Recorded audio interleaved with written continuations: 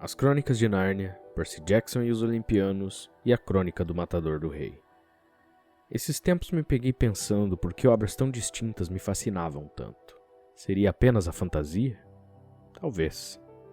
Mas pensar sobre isso me fez refletir. O que faz uma boa história de fantasia?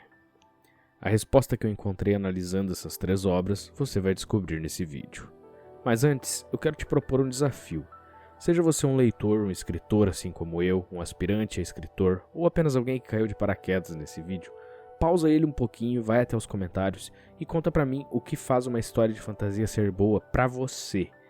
Eu quero muito saber o que vocês vão responder e, dependendo das respostas, isso talvez até vire um vídeo. Mas agora, de volta ao nosso assunto principal. Refletir sobre o meu gosto de fantasia me fez voltar ao passado, mais precisamente, à minha infância, quando li pela primeira vez as Crônicas de Nárnia. A edição que eu retirei na biblioteca pública da minha cidade era a única, aquela com todos os livros em um só. E eu lembro de que assim que comecei a leitura, o sentimento predominante foi de decepção. Na época, eu já havia assistido o filme, e a história não começava com a dos irmãos Pedro, Susana, Lúcio e Edmundo, mas sim com crianças desconhecidas.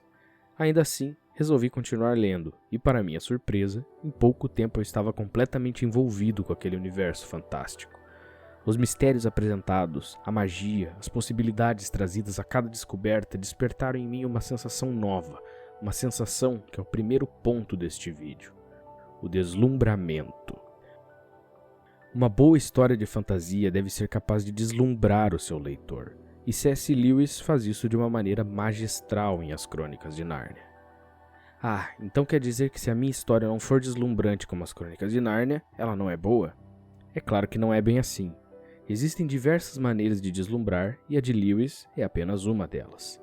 Mas o fato é que quando uma pessoa lê uma história de fantasia, ela espera encontrar coisas fora do comum e, em certa medida, ser deslumbrada com isso. Seja pela maneira do autor de pensar diferente, pela sua criatividade ou mesmo pelo estilo da narrativa. De certa forma, pode-se dizer que ser deslumbrado é uma promessa do gênero ao leitor. E quando uma história quebra essa promessa trazendo roteiro, personagens e um universo monótono, o risco é a desatenção de quem lê. Mas será que deslumbrar é o suficiente para fazer uma história de fantasia despontar dentre tantas outras? Para pensar sobre isso, olhe comigo para a nossa segunda história, a saga Percy Jackson, de Rick Riordan. Como deslumbrar sua audiência quando as tramas e roteiros das suas histórias são baseados em mitos contados e recontados milhares de vezes? A resposta é simples: personagens cativantes e relacionáveis. Percy Jackson é uma história sobre mitos e deuses antigos, mas, sobretudo, é uma história a respeito de personagens. E desde o começo, Percy é um personagem com características com as quais a maioria de nós leitores conseguimos nos identificar. Mas muito mais do que isso, é também alguém que passa por situações e enfrenta dilemas que, apesar de recheados e incrementados pela fantasia, são muito relacionáveis com aquilo que um adolescente da idade de Percy costuma passar. É fácil demais entrar na vida desse garoto, entender como ele pensa, pensar como ele, sofrer e amar com ele. E quando nos damos conta, lá estamos nós, escolhendo nosso próprio chalé no acampamento meio-sangue, sonhando em como seria viver as nossas próprias aventuras ao lado desses personagens marcantes. Mas existe um último ponto, além do deslumbramento e personagens fascinantes, que eu gostaria de abordar. E este é o mistério. Às vezes, em uma história, e na vida também, saber aquilo que não se deve falar ou quando se deve falar é ainda mais importante do que saber o que falar. E o mestre dessa arte é o extraordinário Patrick Rothfuss. Caso você não o conheça, Rothfuss é o escritor da Crônica do Matador do Rei e em seus livros, O Nome do Vento e O Temor do Sábio, criou um universo próprio de mitos e lendas que são apresentados ao leitor através dos olhos do seu protagonista, Kvothe, um jovem extremamente inteligente e membro de uma trupe de artistas de rua.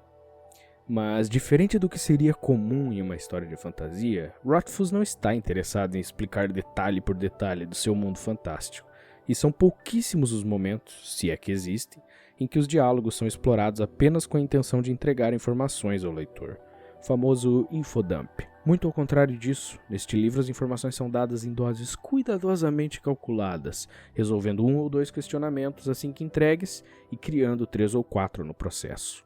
E é nesses questionamentos que reside parte do fascínio por esta e por tantas outras obras de fantasia de sucesso. Um mistério bem colocado é capaz de prender o leitor, de fazê-lo ansiar por uma solução e bancar o detetive tentando encontrá-la.